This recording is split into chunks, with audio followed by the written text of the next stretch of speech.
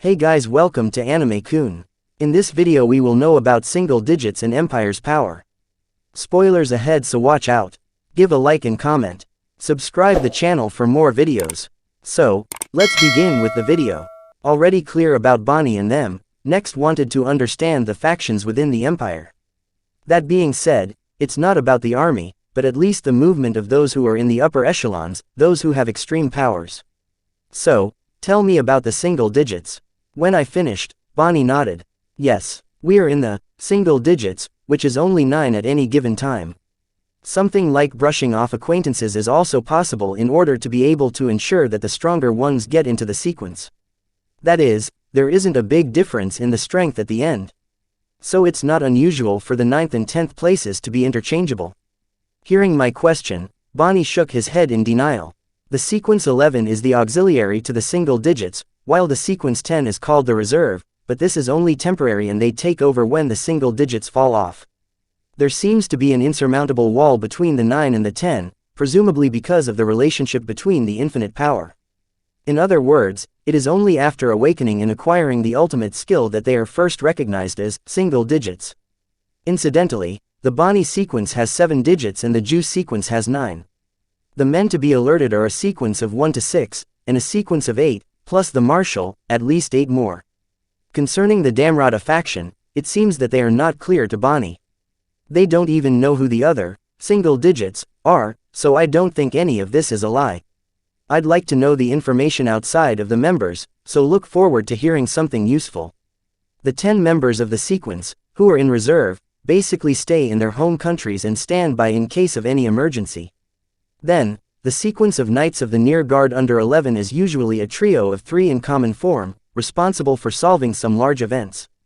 According to Bonnie's instructions, the 10th place in the sequence was quite strong, just that they hadn't acquired an ultimate skill, which might be able to match the awakened Demon Lord. The difference in strength between the remaining 90 Near Guard Knights, up to the 20th position, and below the 30th position, was equally as high as a wall.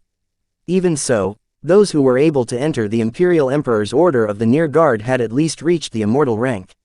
Some of them are close to the strength of the Saints, and if the Empire of the East is out in force, they are strong enough to wage a war against the plural demons at the same time. What are you talking about? With us as opponents, we won't win without a single injury. Spit from Minute. That's right, it's more threatening than 1,000,000 troops, or 100 men from the Imperial Order of the Imperial Near Guard. That's the problem.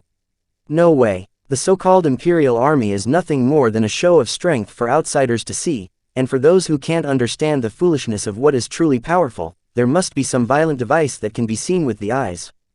Bonnie finished with a sigh. These words were presumably spoken not only to the Western nations, but also to their own, and also to the subjects of the Empire. The subjects pay taxes for their own security, and to say that the army has only 100 men would be a source of consternation to everyone. Even knowing it would be of little use, it still made sense to put together such a large number of troops. One more thing, you can care less about the numbers on offense, but the numbers are necessary when you play defense. The more points there are, the more people are needed. In this respect, the imperial approach can also be said to be justified. In the old days, the army existed primarily for defense, relying solely on the elite to attack other nations and eliminate their will to resist from the roots, and then sending troops to bring them under the emperor. However, I don't know when I started sending the army first, and I still have my doubts about it. I guess it was for the birth of the awakened one. With a look of emotion from Ghidorah, it seemed that this was a rather important secret. In this way, one could see Emperor Rudra's purpose. This expedition is not about winning, is it? In fact, Lord Calgurio has awakened, and there are several others that are about to awaken, and using this war to increase the number of pawns in his hands is the real purpose of Emperor Rudra. Benimaru and I agreed, stating our opinions. Bonnie nodded, spilling out the situation. This expedition, there are several with signs of awakening. It was not only Major General Calgurio, Major General Minute, Colonel Kansas, and Krishna that I received instructions to assist the awakened in waiting for an escape. It's the first time I've seen a leader's plan deviate so drastically. Bonnie said with a bitter laugh, but I couldn't laugh it off. If so many people had awakened, it wouldn't have been so easy to get into a hard fight. And, now that it has been made clear that the purpose of the Empire is to create the awakened, it means that we have been wrong in our judgments so far. I also thought that the Empire started this war because they were sure they could defeat both us and the Western states. This included the King of Wisdom, who had the same prediction as I was, and I thought I hadn't been wrong in my thinking. The definition failed due to insufficient intelligence. To ensure completeness, adopting a redefinition, I was slightly feeling the King of Wisdom seem a little ashamed. Oops, it's too much to ask to decipher to that extent, and I wouldn't mention such an outrageous request. Don't mind this time, just learn from the experience and improve next time. Understood. Reassessment of intelligence to avoid omissions. It's up to you, really. For future actions of the Empire, the predictions of the King of Wisdom can be used as a reference. Now, let's get the information we have together. Rudra is collecting awakened strengths, and although he doesn't want to admit it, I think that something like Bani and Ju, whom he conferred ultimate abilities, should be doable. The 8-star demon lords, including me, and the famous heroes of the Western states, must gather enough people to defeat them all at the same time, so that they can control the world. What I said, Benimaru and Diablo and others agreed. I agree, it's really tricky. That's why there's this idea that it doesn't matter to anyone other than the awakened, isn't it? Indeed, human beings are fragile, but with the ultimate skills, they can fight with us in pairs. What can I do? We don't think it's funny either. Well, that's good. If it works, let's just do it. But then, fighting will become boring. Kufufufu, what an ancient way of thinking, Testarossa. For those who do not have a corresponding ability, we just don't use the ability either. With this thought, I've acquired the ultimate skill.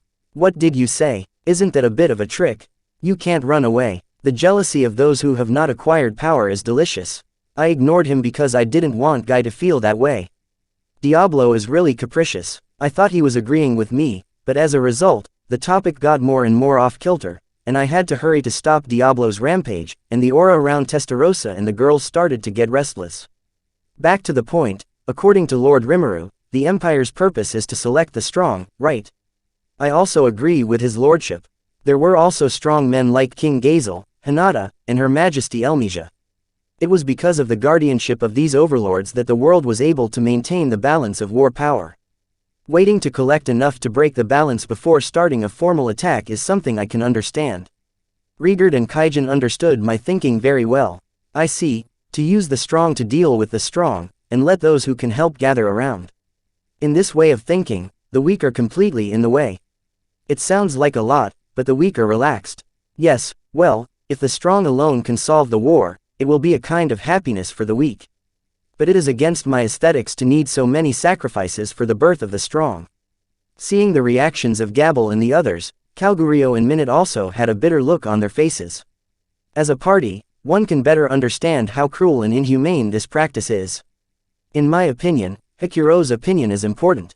War leaves those who want to fight and involves the weak in it, an act that is abhorrent to the core. That's it for this video. Subscribe the channel for more videos. Meet you on next video.